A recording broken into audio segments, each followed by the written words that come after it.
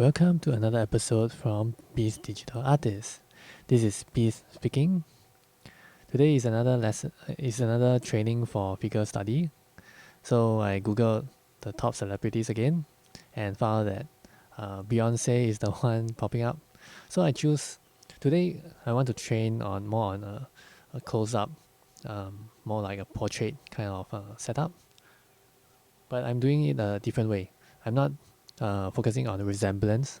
I'm more focusing on the figures study. So I put Beyonce's picture on the left side and my sketch on the right side, as you can see. So doing a quick sketch, which is structure of the head, you start with a circle, and in the middle of the circle, the diameter, the line, the divider, is actually the eyebrow. Then below that is the eyes, and then nose and the mouth. So we don't have to imagine where the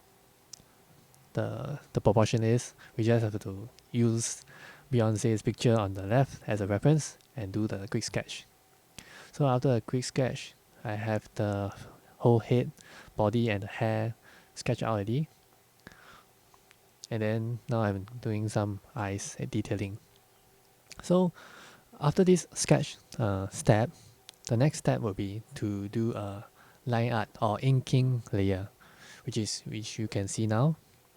So with this inking layer, the lines will not be sketchy. It has to be a clear, defined, smooth line in this case. So you can see that the lines actually appear, disappear a lot of times. That's because I keep undoing and redoing the lines. Just want to have a smoother line and clear, quick stroke in this case.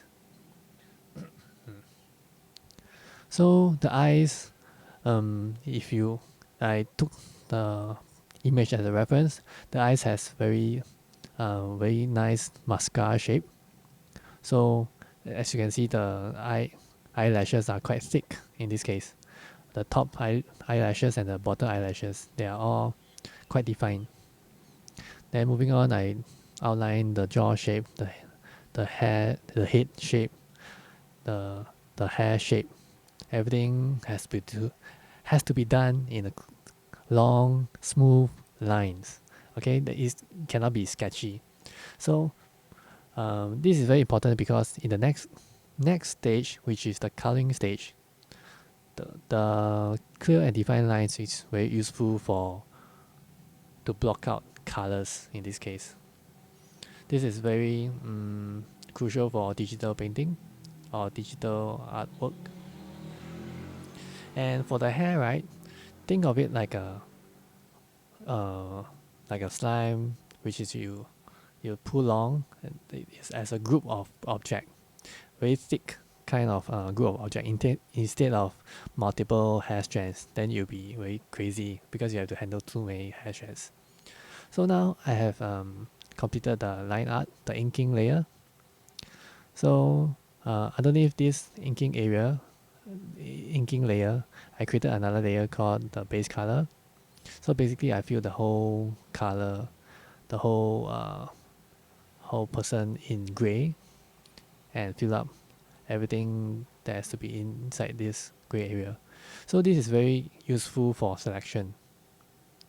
And with that, I can actually select the colors faster and paint within the color area. Okay, so now I'm doing the skin layer, the skin color layer.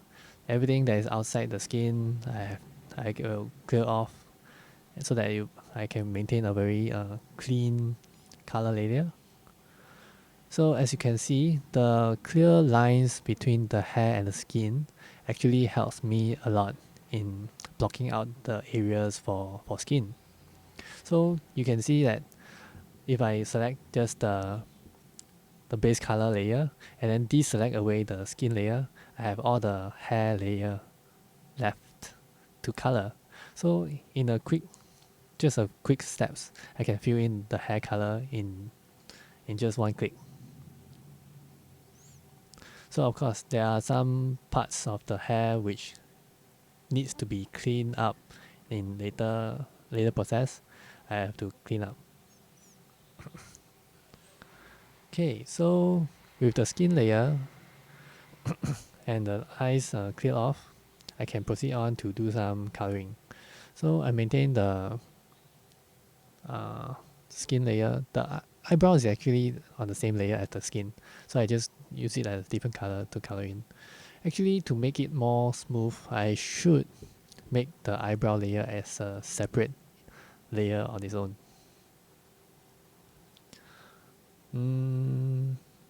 Okay, with the hair. Okay, so at this point of time, I realized that my hair layer actually includes the clothes as well. So I clear off the color and then put in the clothes layer. So at this point of time, I have the hair layer, the skin layer, the clothes layer, and even the eyes layer as well. So I have separate layers so that it's easier for me to work on the coloring. Because if you at the initial stage, if you have all the layers, all the colors in one layer, and it will be very difficult for you to, or not say very difficult, very troublesome for you to do shading, like what I'm doing here, because my brush size is so big, and one stroke it will affect everything, all the layers there. So if I keep it as a separate layer and work on the different colors separately, then it'll be easier and it makes my process faster. Actually, the whole process from sketching to coloring, right?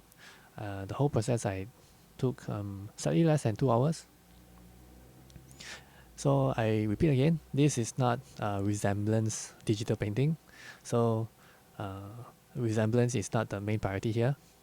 So as you can, actually you might find out that might realize that the characters that I'm working on right now is not really as look the same as Beyonce in this case. Because why? I just want to do a quick figure study. The head shape, the structure, the ears, the hair, the body, and do some quick coloring practice as well. Okay, some of my method of doing coloring, as I have observed from the YouTube experts, digital artists, digital experts. What they do and what I'm doing is that after you have applied a flat color layer, you slowly work step by step, which is you use a darker, which is in this case I use a darker color to shade in the side, the contour, the jaw lines, and then I work on a lighter color to push out the cheek, the forehead, and the chin. Darker color is to push in your artwork.